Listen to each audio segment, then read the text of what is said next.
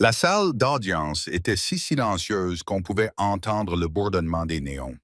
D'un côté était assise Jessica Thorne, la maîtresse qui avait réussi à voler un mari, une entreprise valant plusieurs millions de dollars et une maison familiale. Elle souriait, ou plutôt ricanait à la femme qu'elle avait détruite. Cette femme, Elisa Vance, tremblait, serrant un mouchoir dans sa main, semblant sur le point de s'évanouir.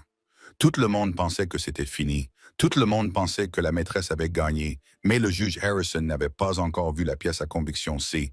Personne ne savait qu'un petit appareil oublié avait tout enregistré. Et lorsque l'enregistrement audio fut diffusé, le sourire ne s'est pas simplement estompé, il a disparu. Et ce qui s'est passé ensuite a fait accourir les ambulanciers à travers les doubles portes. Voici l'histoire du sourire qui a disparu.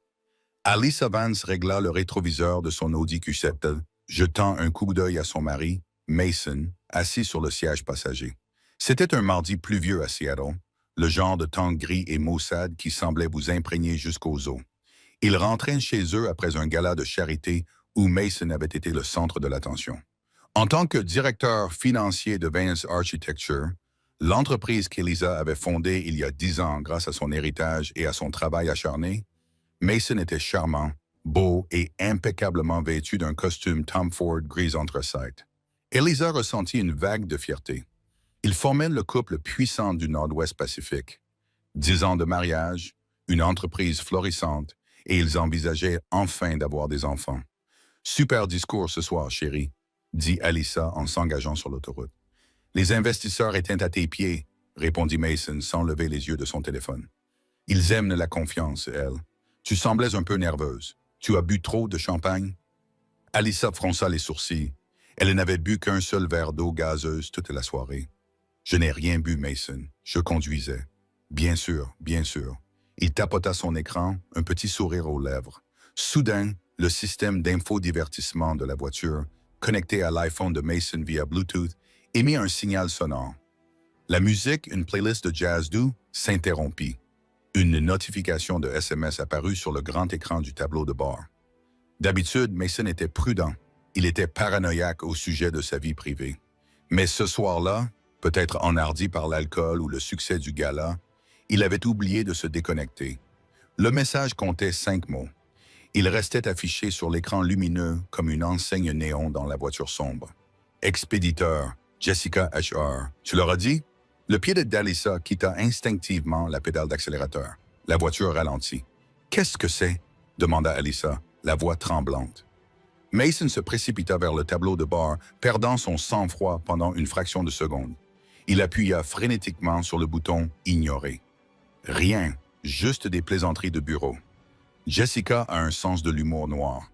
Jessica, du service Ed R, traite ta femme de... Le cœur d'Alisa battait à tout rompre. Et qu'est-ce que tu es censé me dire? Mason soupira, son charme disparaissant instantanément. Son visage se durcit, affichant un ennui profond. Il n'avait pas l'air effrayé. Il semblait agacé d'avoir à gérer cela plus tôt que prévu.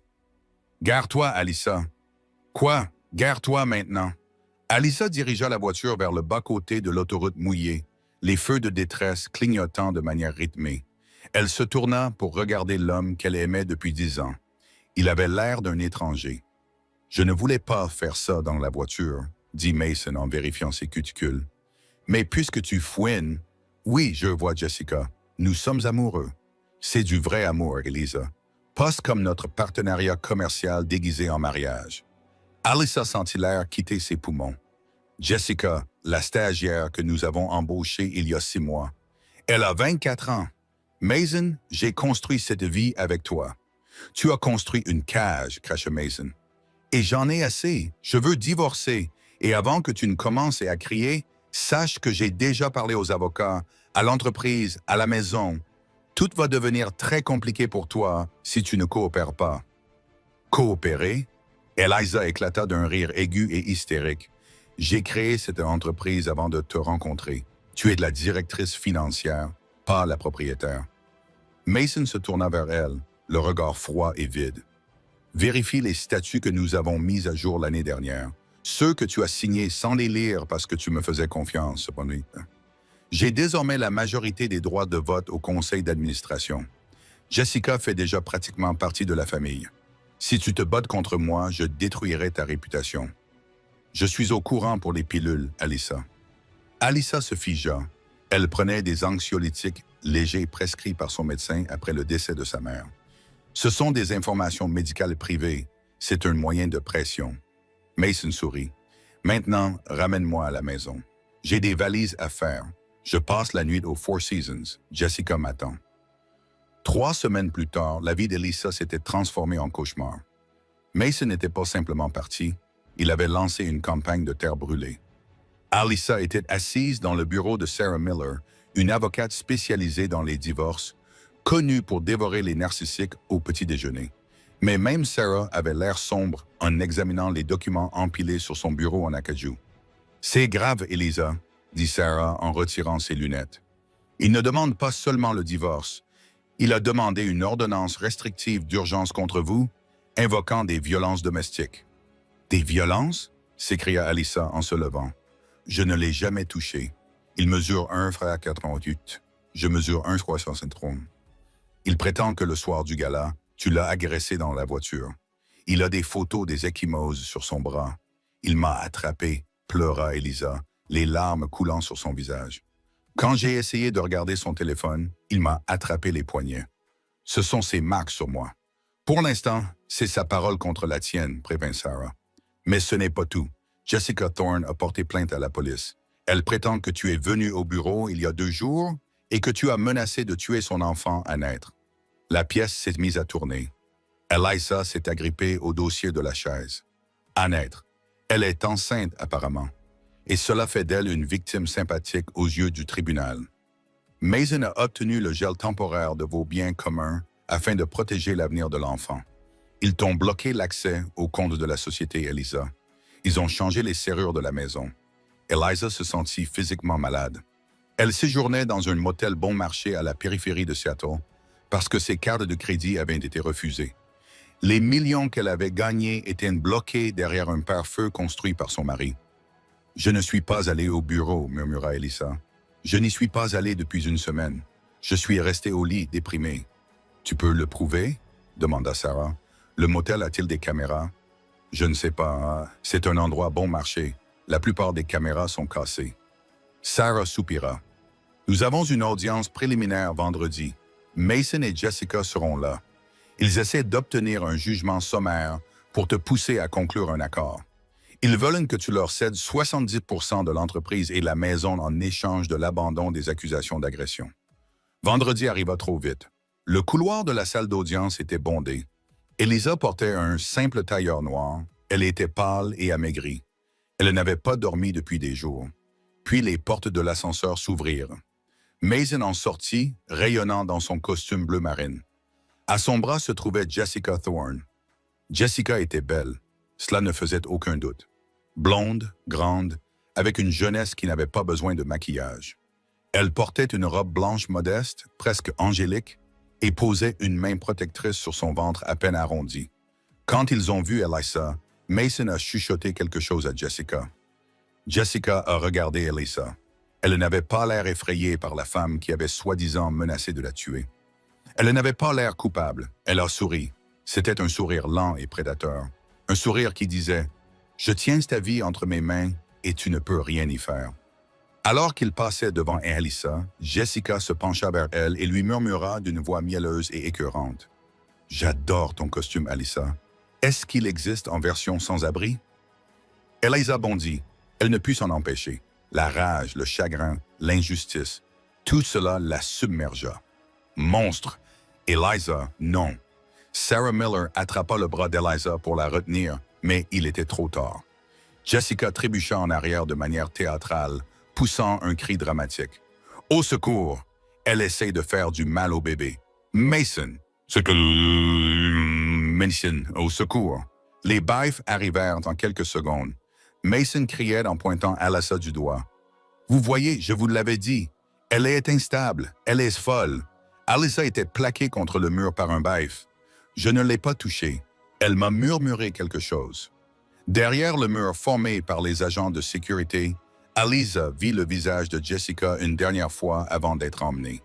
Jessica était enfouie dans la poitrine de Mason, faisant semblant de sangloter. Mais par-dessus l'épaule de Mason, ses yeux croisèrent ceux d'Alyssa. Les larmes éteignent, la peur était feinte. Elle lui fit un clin d'œil. Ce clin d'œil brisa Alyssa. Alors que les baifs la traînaient hors du couloir du tribunal, sa vision s'est brouillée. Le stress du mois dernier, le manque de nourriture et la cruauté pure et simple de ce moment étaient trop pour elle. Les genoux d'Alyssa se sont dérobés. Le monde est devenu noir. Le bip régulier d'un moniteur cardiaque a été la première chose qu'Alyssa a entendue. C'était un son rythmique et agaçant qui l'a ramené de l'obscurité. Elle cligna des yeux, ses yeux s'habituant à la lumière fluorescente crue d'une chambre d'hôpital. « Elle se réveille », dit une voix douce. Eliza tourna la tête. Sarah Miller, son avocate, était assise sur une chaise en plastique à côté du lit, l'air plus épuisé qu'Alyssa ne se sentait. À côté d'elle se tenait un médecin tenant un bloc-notes. « Madame Vance, dit doucement le médecin, vous avez eu un grave épisode de syncope, vous vous êtes évanouie. Cela a été provoqué par un stress extrême, une déshydratation et une hypoglycémie. Vous êtes restée inconsciente pendant environ 4 heures. » Eliza essaya de s'asseoir, mais sa tête tournait. « Le tribunal, l'audience a été reportée, dit Sarah d'une voix tendue. Mais pas pour longtemps. Le juge Harrison a accordé un ajournement de 48 heures en raison de votre urgence médicale. » Mais Eliza, c'est grave. Eliza se laissa retomber sur l'oreiller. À quel point? L'avocat de Mason a utilisé l'incident dans le couloir pour déposer une requête d'urgence pour incapacité mentale, expliqua Sarah en se frottant les tempes. Ils dépeignent une femme dérangée, violente et dangereuse. Ils ont la vidéo où tu te jettes sur Jessica. C'est partout dans les journaux locaux. Les gros titres te qualifient de PDG jalouse. Ils disent que tu as essayé d'attaquer une femme enceinte. « Je n'ai pas fait ça, » murmura Alyssa, les larmes aux yeux. Elle m'a fait un clin d'œil, Sarah. Elle m'a murmuré qu'elle aimait mon look de sans-abri. Elle m'a provoqué. « Je te crois, » dit Sarah en se penchant vers elle. Mais le juge n'a pas vu le clin d'œil. Les caméras n'ont pas capté le murmure. Tout ce qu'ils ont vu, c'est toi qui criais et Jessica qui pleurait. À moins que nous puissions prouver qu'ils mentent de manière concluante avant vendredi matin. Tu vas tout perdre. L'entreprise, la maison et probablement ta liberté. Ils réclament une peine de prison pour agression. Alyssa fixait les dalles du plafond. 10 ans. 10 ans passés à bâtir Vance Architecture, d'une start-up dans un sous-sol à une puissance dans la conception de gratte-ciel. Elle avait embauché Mason alors qu'il était un comptable en difficulté. Elle lui avait acheté ses costumes. Elle avait remboursé ses prêts étudiants. « Je devrais peut-être simplement signer », dit Eliza d'une voix creuse. « Qu'ils prennent tout. Je n'en peux plus. » « Eliza n'ose même pas, » rétorqua Sarah, retrouvant son attitude de requin. « C'est exactement ce qu'ils veulent. Tu es l'architecte. Tu as construit ce monde. Tu sais des choses sur cette entreprise, ce bâtiment et cet homme que personne d'autre ne sait. Y a-t-il quoi que ce soit que nous puissions utiliser? » Eliza ferma les yeux, visualisant son bureau, les murs en verre élégant, le bureau en acajou où Mason était maintenant assis, le plan ouvert qu'elle avait esquissé sur une serviette. Elle pensa à l'arrogance de Mason. Il pensait contrôler l'environnement. Mais il ne comprenait pas l'environnement. C'était un homme de chiffres. Elle était une créatrice. Soudain, un souvenir lui revint. Il y a 3 mois avant le gala, avant le SMS, Mason s'était plaint du système de climatisation de son bureau qui émettait un bourdonnement ou un bruit qui le déconcentrait pendant ses appels. Il avait exigé qu'on le répare. Eliza, toujours perfectionniste, avait décidé de profiter de l'occasion pour tester un nouveau prototype de capteur qu'elle envisageait d'utiliser pour un projet de bibliothèque à Portland. Il s'appelait Echo 3. Ce n'était pas seulement un capteur de bruit. C'était un outil de diagnostic acoustique haute fidélité conçu pour localiser les vibrations structurelles. Il enregistrait en permanence le son et stockait 30 jours de données sur un disque dur local caché dans le panneau du plafond, déclenché par des pics de décibels ou des fréquences spécifiques. Elle l'avait installé elle-même, déguisé en simple détecteur de fumée, juste au-dessus du bureau de Mason. « Le bourdonnement » murmura Alyssa. « Quoi » demanda Sarah. Alyssa se redressa, ignorant ses vertiges.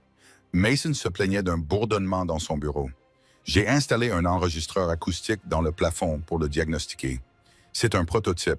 Il enregistre le son. Un son haute définition. » Les yeux de Sarah s'écarquillèrent. Est-il toujours là?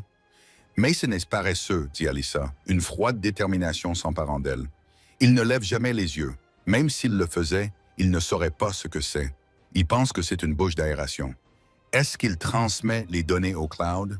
Non, Alyssa secoua la tête. Protocole de sécurité pour le client de la bibliothèque. C'est une boucle fermée. Les données sont stockées sur un disque physique à l'intérieur de l'appareil. Dans son bureau, dit Sarah, l'espoir s'effaçant de son visage. Alyssa, tu as une ordonnance restrictive. Tu ne peux pas t'approcher à moins de 150 mètres de ce bâtiment. Mason a changé les codes de sécurité. Il y a des gardes. Alyssa arracha le sparadrap de sa main. J'ai conçu ce bâtiment, Sarah. Je connais des accès qui ne figurent pas sur les plans et je sais qui dirige l'équipe de nuit. À 23 heures, la pluie à Seattle s'était transformée en une averse torrentielle. Le bâtiment Vance Architecture se dressait comme un monolithe sombre contre l'horizon, témoignage du génie d'Elisa, désormais occupé par ses usurpateurs. Elisa était assise sur le siège passager de la berline banale de Sarah, garée à 2 pâtés de maison. Elle portait un sweat à capuche et un jean foncé. « C'est de la folie », siffla Sarah en regardant sa montre. « Si tu te fais prendre, je serai radié du barreau et tu iras en prison pour violation d'une ordonnance restrictive et cambriolage. Ce n'est pas du cambriolage si je vole mes propres biens dans mon propre immeuble, » répondit Alyssa, même si son cœur battait à toute rompre dans sa poitrine comme un oiseau pris au piège. « J'y vais. » Elle ouvrit la porte et se précipita sous la pluie. Elle ne se rendit pas à l'entrée principale. Mason y aurait renforcé la sécurité, spécialement pour la surveiller. Au lieu de cela, elle fit le tour jusqu'à la ruelle arrière où étaient entreposées les grandes poubelles. Il y avait là une porte de service généralement verrouillée et équipée d'une alarme. Alyssa sortit son téléphone et composa un numéro. La sonnerie retentit 2 fois. « Allô ?» répondit une voix étouffée et nerveuse. « Léo, je suis à l'arrière, » dit Alyssa. Léo était le chef. Il avait 26 ans, était brillant et farouchement loyal envers Elisa, car elle lui avait donné un emploi alors qu'il était un étudiant qui avait abandonné ses études et avait les cheveux violets. « Alyssa, c'est risqué, » murmura Léo. « Jessica a licencié l'ancien chef de la sécurité hier. Elle a fait appel à des prestataires privés. Ces types sont des voyous. J'ai juste besoin de 5 minutes, Léo, s'il te plaît, pour l'entreprise. » Il y eut un silence, puis le bruit d'un loquet lourd qui cliquait. La porte de service s'entr'ouvrit. Léo se tenait là, pâle dans la lumière tamisée du couloir. Il la fit entrer rapidement. « Les caméras de ce couloir sont en boucle. Je les ai piratées il y a 10 minutes. Mais l'ascenseur nécessite désormais un scan biométrique. Seulement l'empreinte digitale de Mason. »« Nous ne prendrons pas l'ascenseur, » dit Alyssa en se dirigeant vers la cage d'escalier. « Nous allons monter les 20 étages d'à pied. »« Bon sang, » marmonna Léo en la suivant. La montée était épuisante. Alyssa était encore faible après son séjour à l'hôpital. Ses jambes lui brûlaient à chaque pas. Mais l'adrénaline la faisait avancer. Pendant qu'il montait, Léo l'a mis au courant. « C'est un bain de sang là-haut, Alyssa. Jessica licencie tous ceux qui posent des questions. Il déchiquette les documents. J'ai vu un email. Il prévoit de vendre l'entreprise à Apex Corp. Dès que le divorce sera finalisé. » Apex, Alyssa s'arrêta au 12e étage, à bout de souffle. Apex démantèle les entreprises pour en récupérer les pièces. Ils vont licencier tout le monde. Exactement. C'est pour ça que je t'aide. Mason s'en fiche. Il va toucher une indemnité de départ en or. Ils arrivèrent au 20e étage, où se trouvaient les bureaux de la direction. Alyssa entr'ouvrit la porte de la cage d'escalier. Le couloir était sombre, éclairé uniquement par les panneaux de sortie de secours. Le bureau de Mason se trouvait au bout du couloir. « Les gardes font une ronde toutes les heures, » murmura Léo en consultant son téléphone. « Tu as 12 minutes avant la prochaine patrouille. » Alyssa retira ses chaussures pour se déplacer sans bruit. Elle se glissa dans le couloir qu'elle avait parcouru 1000 fois en talons hauts. Il lui semblait désormais étranger, hostile. Elle atteignit la porte du bureau de Mason, verrouillée. « Un verrou électronique, » nota Léo. « Je ne peux pas forcer la serrure sans déclencher l'alarme. » Eliza porta la main à ses cheveux et en retira une épingle à cheveux. Elle s'agenouilla, non pas devant la serrure, mais devant la charnière au sol. « C'est moi qui ai choisi les ferrures de ces portes, Léo. Elles sont très esthétiques, mais peu sécurisées. Passe-moi ton outil multifonction. » Il fallut 3 minutes interminables pour retirer les goupilles de la charnière inférieure. Avec un grognement d'effort, ils ont calé la lourde porte vitrée, juste assez pour qu'Elisa puisse se faufiler à travers. À l'intérieur du bureau, ça sentait l'eau de cologne de Mason et le parfum bon marché, celui de Jessica. Alisa n'a pas perdu de temps. Elle a traîné la chaise ergonomique de Mason au centre de la pièce et est montée dessus. « Dépêche-toi » a sifflé Léo depuis le couloir. J'entends l'ascenseur. Les doigts d'Alisa ont tâtonné la dalle du plafond. C'était un panneau acoustique en mousse lisse. Elle le dégagea. Il était là. L'appareil Echo 3, une petite boîte noire avec une LED verte clignotante. Il enregistrait toujours. Elle n'essaya pas d'extraire les données sur place. Elle arracha le velcro du sous-châssis, déconnectant le câble d'alimentation. La lumière verte s'éteignit. Elle glissa l'appareil dans la poche de son sweat à capuche. Ils arrivent. La voix de Léo était un couinement paniqué. Alisa sauta de la chaise. Elle la remit à peu près à sa place. « On ne peut pas retourner dans les escaliers », murmura Léo. « Ils viennent de cette direction. »« La salle des serveurs », indiqua Elisa. « Elle a un faux plancher pour le câblage. On peut se cacher dessous. » Ils se précipitèrent dans la salle des serveurs adjacente juste au moment où les pas lourds des gardes de sécurité résonnaient dans le couloir. « Tu as entendu quelque chose ?» demanda une voix bourrue. « C'est probablement juste le vent contre la vitre. »« Ce bâtiment craint, » répondit une autre voix. Elisa et Léo s'allongèrent à plat ventre sur la dalle de béton sous le plancher surélevé, entourés de faisceaux de câbles à fibres optiques. La poussière envahissait le nez d'Alisa.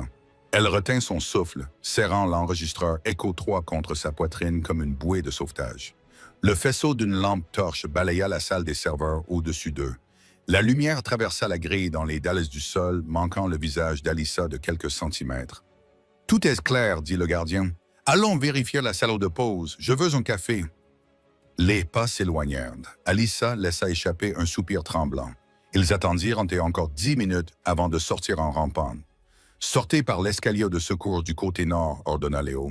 Cela déclenche une alarme silencieuse, mais je vais désactiver la notification au poste de garde. Allez-y. Merci, Léo, dit Alisa en lui serrant le bras. Je n'oublierai pas ça. 20 minutes plus tard, Alisa était de retour dans la voiture de Sarah, trempée jusqu'aux os, tremblant violemment. « Tu l'as » demanda Sarah en démarrant le moteur. Elisa sortit la boîte noire de sa poche. « Roule, nous avons besoin d'un ordinateur. » De retour au bureau de Sarah, l'atmosphère était tendue. Sarah brancha l'Echo 3 à son ordinateur portable via un câble USB. Les pilotes s'installèrent lentement. « Allez, allez » marmonna Alisa. Un dossier apparut à l'écran. Des centaines de fichiers audio classés par date et heure. « À quelle date s'est produit l'incident dans le couloir ?» demanda Sarah. « Hier, mais cherche la veille ou le matin même. » Sarah cliqua sur un fichier daté d'il y a 2 jours, le matin de la prétendue menace contre l'enfant à naître. Le son était craquelé, mais cristallin. La voix de Mason. Elle ne se contentera pas d'un accord, Jess. L'avocat dit qu'elle veut un audit judiciaire des comptes. La voix de Jessica. Si elle fait un audit à Mievemel, elle verra les virements vers le compte aux îles Cayman. On ira en prison. Mason, je sais. On doit accélérer les choses. On doit la faire passer pour quelqu'un de dangereux, d'instable, Jessica. Je devrais peut-être perdre le bébé. Il y eut un silence dans l'enregistrement. Puis Mason rit. Mason, tu ne peux pas perdre ce que tu n'as pas, chérie. On ne voit même pas que tu es enceinte. Jessica, j'ai acheté un faux ventre et en silicone sur Internet. Il arrive demain. Écoute, demain, au tribunal, je vais la provoquer. Je m'assurerai que les huissiers le voient. Si elle me touche, même légèrement, nous crierons à l'agression. Nous prétendrons que le stress a provoqué une fausse couche. Le juge l'enterrera. Mason, mon Dieu, tu es diabolique. J'adore ça. Assure-toi de pleurer. Tu es doué pour pleurer. Jessica, regarde-moi. Je vais avoir un Oscar à midi. Sarah a mis l'enregistrement en pause. La pièce était silencieuse. Elisa a laissé échapper un sanglot en se couvrant la bouche. Ce n'était pas un sanglot de tristesse, c'était le bruit d'une lourde chaîne qui se brisait. « On les tient », a dit Sarah, un sourire terrifiant se dessinant sur son visage. « On les tient bien. »« Attends », a dit Alisa en s'essuyant les yeux. « Ne le diffuse pas encore. Ne l'envoie pas à leurs avocats. »« Pourquoi pas? Ça te disculpe instantanément. » Le visage d'Alyssa se durcit. La peur avait disparu.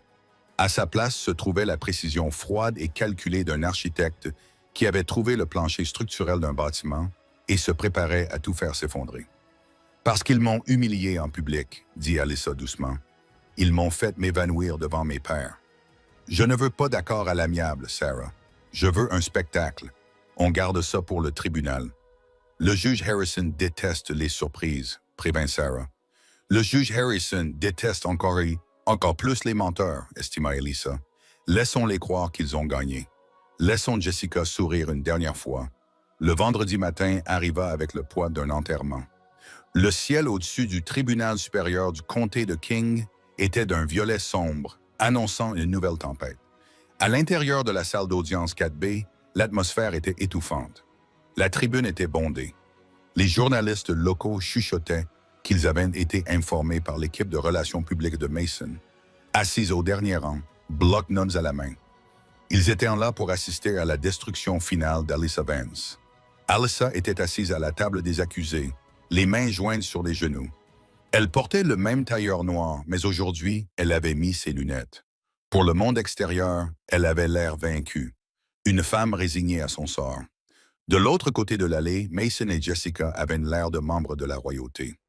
Mason chuchotait à l'oreille de son coûteux avocat, un homme nommé Richard Sterling, célèbre pour avoir fait acquitter des conducteurs ivres grâce à des subtilités juridiques. Jessica était vêtue d'un cardigan pastel, serrant un mouchoir dans sa main, ressemblant en tout point à une victime fragile. « Levez-vous » tonna le huissier. Le juge Harrison fit son entrée.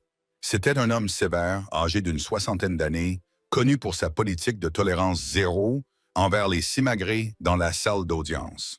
Il ajusta ses lunettes et regarda l'Assemblée. « Nous sommes ici pour examiner la requête d'urgence concernant les biens de la succession Vance et l'ordonnance de protection contre Mme Alyssa Vance, » déclara le juge Harrison d'une voix grave. « Monsieur Sterling, vous pouvez commencer. » Sterling se leva en boutonnant sa veste. « Votre honneur, les faits sont simples. Mon client, M. Vance, est victime d'une épouse vindicative et instable qui ne peut accepter que son mariage soit terminé. Mme Vance est non seulement menacé la nouvelle compagne de M. Vance, mais elle l'a également agressé physiquement dans les couloirs de ce tribunal. Nous demandons que le contrôle total de la société soit immédiatement transféré à M. Vance afin d'empêcher Mme Vance de saboter l'entreprise dans son état maniaque. « Appelez votre témoin, » dit le juge. « J'appelle Jessica Thorne à la barre. » Jessica se dirigea vers la barre comme si elle marchait sur du verre brisé. Elle prêta sa main, la voix tremblant juste ce qu'il fallait. « Madame Thorne, » commença Sterling, doucement, « racontez à la cour ce qui s'est passé il y a 3 jours. » Jessica renifla, essuyant une larme inexistante. Je me dirigeais vers l'ascenseur. Eliza, Mme Vance, est sortie de nulle part. Elle criait que j'avais ruiné sa vie.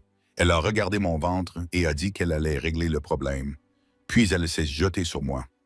Un murmure parcourut la salle. Alyssa resta parfaitement immobile, le visage impassible. « Et comment cela vous a-t-il affecté ?» demanda Sterling. Jessica baissa les yeux, les épaules tremblantes. « Je n'ai pas dormi. Je suis terrifiée. Le médecin dit que le stress est dangereux pour le bébé. Je veux juste être en sécurité. Je veux juste qu'elle nous laisse tranquilles. » « Merci, Madame Thorne, » dit Sterling en lançant un regard triomphant à la table d'Alyssa.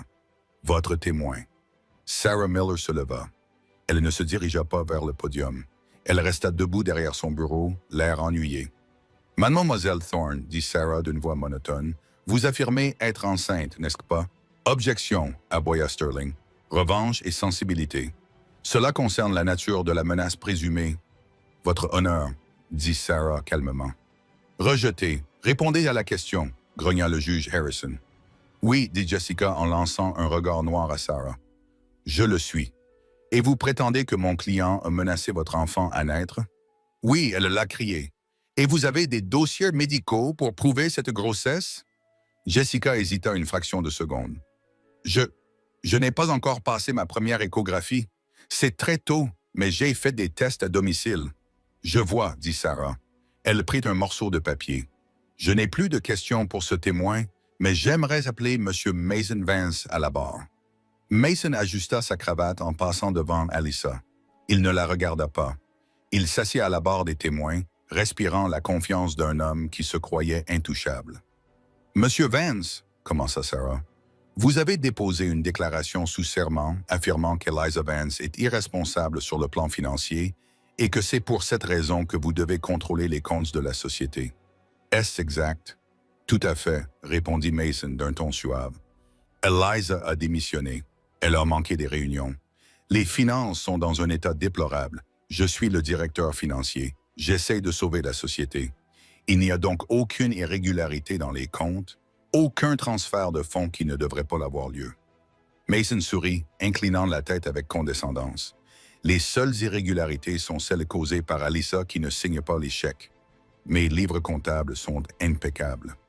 Vous n'avez donc pas, par exemple, transféré des fonds de l'entreprise vers un compte offshore aux îles Caïmans? La salle devint silencieuse. Le sourire de Mason vacilla. Son regard se porta vers son avocat. « Absolument pas. C'est absurde. Vous êtes sous serment, Monsieur Vance, avertit le juge Harrison en se penchant en avant. « Je le sais, votre honneur, répondit Mason d'une voix plus ferme. Je n'ai jamais transféré d'argent aux îles Caïmans. Ma femme est délirante, ce n'est qu'un autre de ces fantasmes paranoïaques. » Sarah acquiesça lentement. Elle baissa les yeux vers ses notes, puis les releva vers le juge. « Votre honneur, dit Sarah d'une voix différente. L'ennui avait disparu. Il avait laissé place à une intensité aiguë et prédatrice. Je n'ai plus de questions à poser aux témoins. Cependant, j'aimerais présenter une pièce à conviction qui vient d'arriver entre nos mains. Nous l'appellerons la pièce C. Jayon! Sterling bondit. Il s'agit d'une pièce à conviction surprise. Nous ne l'avons pas vue. C'est une preuve à décharge, votre honneur, dit Sarah d'un ton calme. Elle contredit directement les témoignages des deux témoins que nous venons d'entendre. Elle prouve le parjure. Le juge Harrison regarda Mason qui transpirait maintenant sous son col, puis Jessica qui avait cessé de pleurer. « Je l'autorise, dit le juge. Continuez. » Sarah Miller fouilla dans sa maillette et en sortit un petit appareil noir. Elle sortit également une clé USB qu'elle remit au greffier. Sarah expliqua que la boîte noire était un appareil de diagnostic acoustique Echo-3. Il s'agissait d'un appareil inventé par Alyssa Vance pour surveiller les vibrations structurelles. Il avait été installé dans le plafond du bureau de M. Vance 3 mois auparavant afin de diagnostiquer un problème de climatisation. Le visage de Mason devint blanc, d'un blanc maladif et fantomatique. Il agrippa la rampe de la barre des témoins si fort que ses jointures virèrent au jaune. L'appareil est activé par la voix, poursuivit Sarah, sa voix résonnant dans la salle d'audience silencieuse. Et il enregistrait le matin du mardi 14, la veille de l'agression présumée. Jessica, assise au premier rang derrière la table de la défense, se figea. Le sourire narquois qu'elle arborait, celui qu'elle avait adressé à Alyssa quelques minutes auparavant, commença à se tordre. Veuillez lire le fichier intitulé AU 41 Post AM, demanda Sarah au greffier. Les haut-parleurs de la salle d'audience crépitèrent. Un sifflement statique emplit la pièce pendant une seconde, puis des voix se firent entendre. Claire, indéniable, haute définition. La voix de Mason. Elle ne va pas accepter, Jess. L'avocat dit qu'elle veut un audit judiciaire des comptes. La salle murmura. Mason ferma les yeux à la barre. La voix de Jessica. Si elle fait un audit, elle verra les virements vers le compte aux îles Caïmans. On ira en prison, Mason. Le juge Harrison tourna brusquement la tête vers Mason. L'expression du juge passa de neutre à furieuse. La voix de Mason. Je sais. Nous devons accélérer les choses. Nous devons la faire passer pour dangereuse, instable, dit Jessica. Je devrais peut-être avorter. Les murmures dans la salle se transforment en exclamations. Jessica Thorne se lève, sa chaise raclant bruyamment le sol. Éteignez ça, c'est faux, c'est de l'IA, asseyez-vous. Le juge Harrison rugit en frappant son marteau. Asseyez-vous ou je vous condamnerai pour outrage. Jessica s'effondra sur sa chaise, les mains tremblant de manière incontrôlable. L'enregistrement continua, la voix de Mason. Tu ne peux pas perdre ce que tu n'as pas, chérie. On ne voit même pas que tu es enceinte. La voix de Jessica. J'ai acheté un faux ventre en silicone sur Internet. Il arrive demain. À ces mots, Alyssa leva les yeux. Elle regarda Jessica droit dans les yeux. Jessica ne souriait plus. Sa bouche était ouverte dans un cri silencieux de panique. Ses mains couvraient instinctivement son ventre, le ventre que l'enregistrement venait de prouver être plat. L'enregistrement continua sans pitié, portant le coup de grâce. La voix de Jessica. « Écoute, demain au tribunal, je vais la provoquer. Si elle me touche ne serait-ce qu'un peu, nous crierons à l'agression. Le juge l'enterrera. » La voix de Mason. « Mon Dieu, tu es diabolique, j'adore ça. » Sarah fit signe au greffier d'arrêter l'enregistrement.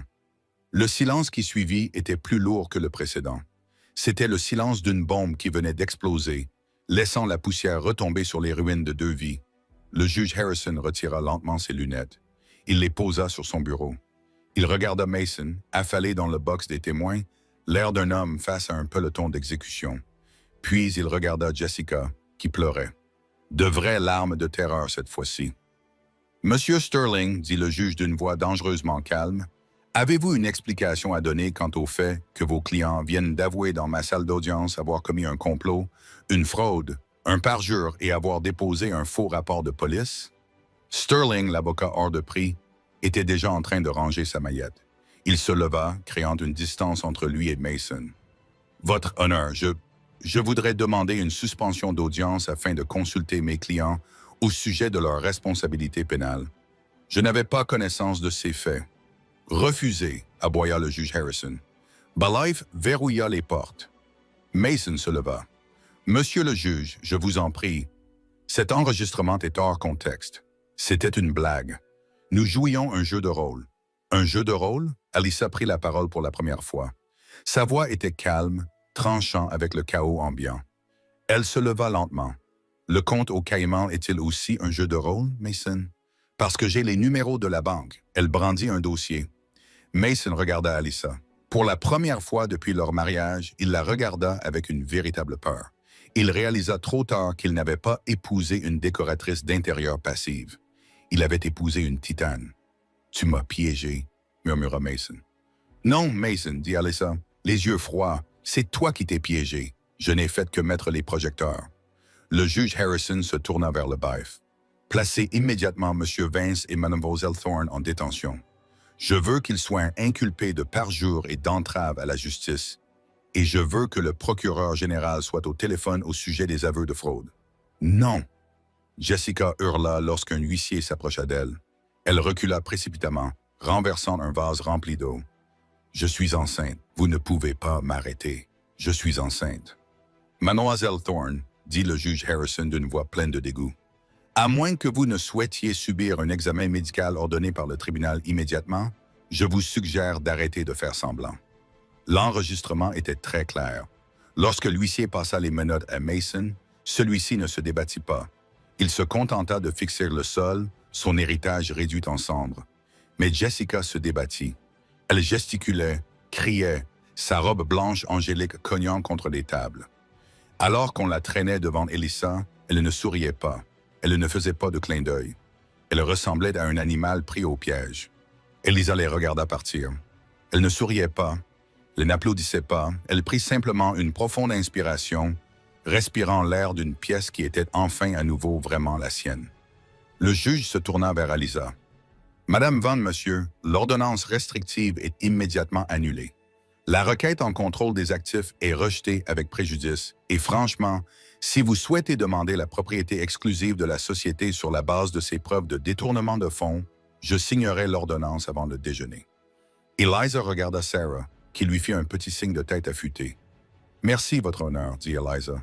Je prendrai tout. » Au moment où le juge Harrison a abaissé son marteau, signalant l'arrestation de Mason Vance et Jessica Thorne, l'atmosphère autour d'Eliza Vance a changé instantanément. Ce n'était plus une lutte pour la survie, mais un couronnement de la justice. Sarah Miller, l'avocate d'Eliza, a pris le contrôle de la situation avec l'aisance d'un commandant chevronné. Elle a passé son bras autour des épaules d'Eliza, la protégeant de la soudaine vague agressive des journalistes. « Pas de commentaires, messieurs, dames. Écartez-vous. C'est du harcèlement. » Alors qu'elle se frayait un chemin dans le couloir bondé vers une sortie latérale, Elisa ressentit un étrange mélange de faiblesse physique et de lucidité profonde, presque terrifiante. L'adrénaline qui l'avait propulsée à travers la nuit noire du cambriolage, la montée vertigineuse jusqu'au 20e étage, Et le drame tendu de la salle d'audience commençait maintenant à s'estomper, la laissant instable. « J'ai besoin d'air », murmura Elisa à Sarah en lui serrant le bras. Son tailleur noir, uniforme de la défiance professionnelle, lui semblait soudain lourd et chaud. « On y est presque », murmura Sarah en guidant Alyssa vers une porte de service. Ces portes étaient généralement réservées au personnel de gardiennage. Elles débouchaient sur une ruelle pluvieuse derrière le palais de justice où le chauffeur de Sarah attendait déjà, le moteur tournant au ralenti. Une fois à l'intérieur de la berline noire, les vitres teintées les protégeaient des flashs des appareils photo qui continuaient de crépiter à l'entrée principale. Alyssa se pencha en arrière et ferma les yeux. Elle sentait les vibrations du moteur, l'odeur familière du cuir et les battements lents et rythmés de son propre cœur épuisé. « Tu as réussi, Alyssa, » dit Sarah, la voix remplie d'une admiration rare et sincère. Elle sortit son téléphone. Le procureur général est déjà en train de rédiger des mandats d'arrêt pour parjure, complot en vue de commettre une fraude et vol qualifié. La caution de Mason sera élevée, astronomique, compte tenu du risque de fuite et des preuves concernant le compte aux îles Caïmans. Il ne sortira pas ce soir. Jessica non plus. « Ils sont en détention ?» demanda Eliza en ouvrant les yeux. Les avocats de Mason tentent de faire valoir une aliénation mentale temporaire causée par le stress du divorce. L'avocat commis d'office de Jessica plaide qu'elle a été contrainte. Aucune de ces deux versions ne tiendra. L'enregistrement est un aveu de complot. Sarah fit une pause, le sourire prédateur. Ils sont déjà en train de se retourner l'un contre l'autre, et elle. Nous n'avons rien d'autre à faire que de les regarder s'effondrer. Alyssa ne lui rendit pas son sourire. « Je veux récupérer l'argent, Sarah. Chaque centime des fonds de l'entreprise qu'il a détourné vers l'étranger. Et je veux que l'entreprise soit à nouveau propre. C'est déjà en cours.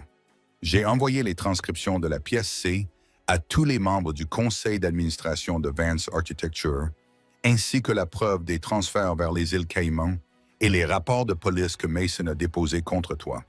La réunion d'urgence pour démettre Mason de ses fonctions de directeur financier et de PDG est prévue demain à 8 heures. C'est une formalité. Il est fini. Tu es de retour. 2 jours plus tard, Alyssa se tenait seule dans la chambre principale de la maison qu'elle avait partagée avec Mason pendant 10 ans, cette magnifique demeure conçue sur mesure qui surplombait le Puget Sound. La maison semblait vide, étrangement silencieuse. L'absence de Mason était un vide palpable et immédiat. Les déménageurs professionnels engagés par Sarah avaient efficacement débarrassé les pièces de toute trace des possessions de Mason. Ses costumes sur mesure coûteux, ses clubs de golf, son immense collection de romans policiers en édition originale. Ils avaient même emporté l'horrible peinture abstraite surdimensionnée qu'il avait insisté pour accrocher dans la salle à manger, mais la maison portait encore l'énergie résiduelle de la trahison. Eliza entra lentement dans le dressing. Son côté était bien rangé, rempli de sa garde-robe classique sur mesure. Le côté de Mason était désormais un immense espace vide. C'est alors qu'elle l'aperçut. Une petite boucle d'oreille en argent scintillante, un bijou fantaisie bon marché coincé dans les fibres du tapis près du porte-chaussures. C'était le genre d'accessoire clinquant et sans sophistication que Jessica Thorne affectionnait. Alyssa s'accroupit, les doigts tremblants, pour le ramasser. Ce petit morceau de métal vulgaire était la preuve que Jessica n'avait pas seulement occupé le bureau de Mason. Elle avait occupé la maison d'Alyssa, son lit, sa vie. Cette prise de conscience lui donna une nouvelle vague de nausées. Elle ne jeta pas la boucle d'oreille. Au lieu de cela, elle la déposa dans un petit coffret à bijoux en velours qu'elle gardait sur sa commode pour lui rappeler la saleté qu'elle devait nettoyer. Elle appela le peintre et l'équipe de nettoyage.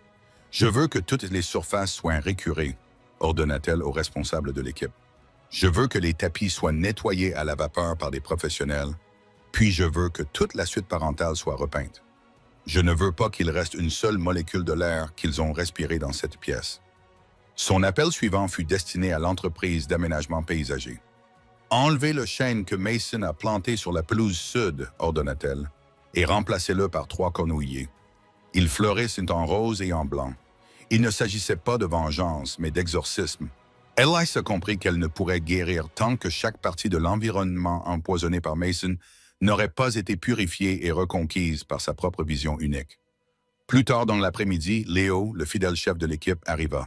Il était encore nerveux, mais ravi du rôle qu'il avait joué. Il était là pour réinstaller l'ensemble du système de sécurité, avec désormais les données biométriques d'Alyssa comme seule clé passe-partout. Nous avons trouvé les autres éléments, Elissa, dit Léo en posant une petite boîte lourde sur le comptoir de la cuisine.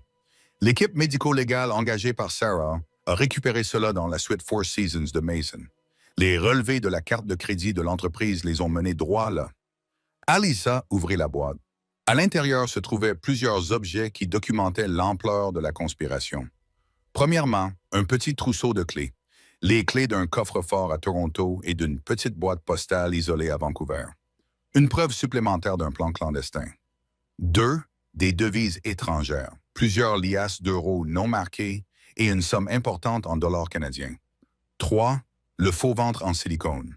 Enfin, l'objet le plus grotesque, un sac à fermeture zip scellé contenant un morceau de silicone parfaitement sculpté, légèrement incurvé, conçu pour ressembler à un ventre de femme enceinte en début de grossesse. C'était l'accessoire que Jessica avait utilisé pour susciter la sympathie et alimenter le mensonge qui avait failli détruire Alyssa. Elisa fixa du regard le faux ventre de grossesse.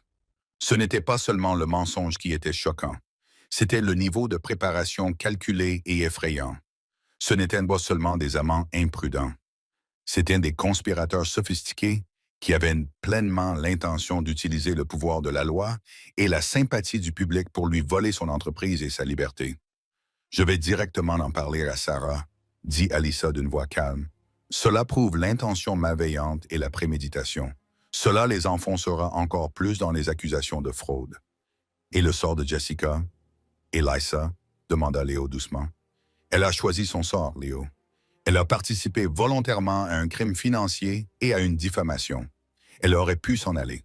Au lieu de cela, elle a choisi de me sourire pendant que j'étais à terre. » Alyssa ferma la boîte. « La justice n'est pas une question de vengeance, Léo. Il s'agit de laisser les conséquences de leur choix suivre leur cours naturel. » Le lendemain matin, Alyssa retourna au bâtiment Vance Architecture. Cette fois-ci, elle n'utilisa pas la porte de service à l'arrière. Elle entra directement par l'entrée principale, passa devant la réceptionniste perplexe qui chuchotait et prit l'ascenseur.